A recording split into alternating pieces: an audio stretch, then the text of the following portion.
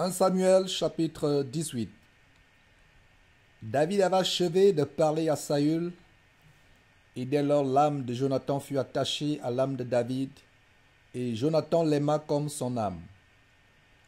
Ce même jour, Saül retint David et ne le laissa pas retourner dans la maison de son père. Jonathan fit alliance avec David, parce qu'il l'aimait comme son âme. Il ôta le manteau qu'il portait pour le donner à David, et il lui donna ses vêtements, même son épée, son arc et sa ceinture. David allait et réussissait partout où l'envoyait Saül. Il fut mis par Saül à la tête des gens de guerre, et il plaisait à tout le peuple, même aux serviteurs de Saül. Comme il revenait, lors du retour de David après qu'il eut tué le Philistin, les femmes sortirent de toutes les villes d'Israël au-devant du roi Saül, en chantant et en dansant au son des tambourins et des triangles, et en poussant des cris de joie. Les femmes qui chantaient se répondaient les unes aux autres et disaient: Saül a frappé ses 1000 et David ses 10 000. Saül fut très irrité et cela lui déplut. Il dit: On en donne 10 000 à David, et c'est à moi que l'on donne les 1000. Il ne lui manque plus que la royauté. Et Saül regarda David d'un mauvais œil à partir de ce jour et dans la suite. Le lendemain, le mauvais esprit de Dieu saisit Saül, qui eut des transports au milieu de la maison. David jouait comme les autres jours, et Saül avait sa lance à la main. Saül leva sa lance, disant en lui-même: Je frapperai David contre la paroi. Mais David se détourna de lui 2 fois. Saül craignait la présence de David, parce que l'Éternel était avec David et s'était retiré de lui. Il l'éloigna de sa personne et il établit chef de 1000 hommes. David sortait et rentrait à la tête du peuple. Il réussissait dans toutes ses entreprises et l'Éternel était avec lui. Saül, voyant qu'il réussissait toujours, avait peur de lui.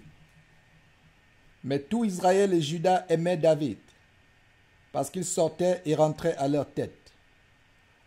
Saül dit à David: Voici, je te donnerai pour femme ma fille aînée Mérab. Sers-moi seulement avec vaillance et soutiens les guerres de l'Éternel. Or Saül se disait: Je ne veux pas mettre la main sur lui, mais que la main des Philistins soit sur lui.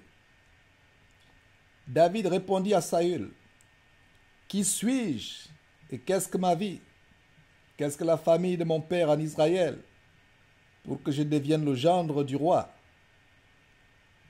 Lorsqu'arriva le temps où Mérab, fille de Saül, devait être donnée à David, elle fut donnée pour femme à Adriel de Méhola. Michal, fille de Saül, aima David. On en informa Saül, et la chose lui convint. Il se disait: Je la lui donnerai, afin qu'elle soit un piège pour lui, et qu'il tombe sous la main des Philistins. Et Saül dit à David pour la seconde fois: Tu vas aujourd'hui devenir mon gendre. Saül donna cet ordre à ses serviteurs: Parlez-en confidence à David et dites-lui: Voici le roi est bien disposé pour toi, et tous ses serviteurs t'aiment. Sois maintenant le gendre du roi. Les serviteurs de Saül répétèrent ces paroles aux oreilles de David. Et David répondit: Croyez-vous qu'il soit facile de devenir le gendre du roi? Moi je suis un homme pauvre et de peu d'importance. Les serviteurs de Saül lui rapportèrent ce qu'avait répondu David. Saül dit: Vous parlerez ainsi à David. Le roi ne demande point de dot, mais il désire 100 prépuces de Philistins. pour être vengé de ses ennemis. Saül avait le dessein de faire tomber David entre les mains des Philistins.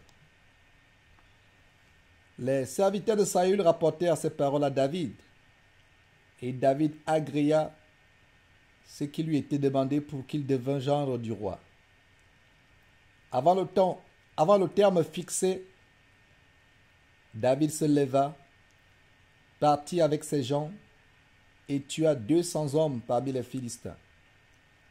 Il apporta leurs prépuces et en livra au roi le nombre complet afin de devenir gendre du roi. Alors Saül lui donna pour femme Michal, sa fille. Saül vit et comprit que l'Éternel était avec David, et Michal, sa fille, aimait David. Saül craignit de plus en plus David, et il fut toute sa vie son ennemi. Les princes des Philistins faisaient des excursions, et chaque fois qu'ils sortaient, David avait plus de succès que tous les serviteurs de Saül, et son nom devint très célèbre.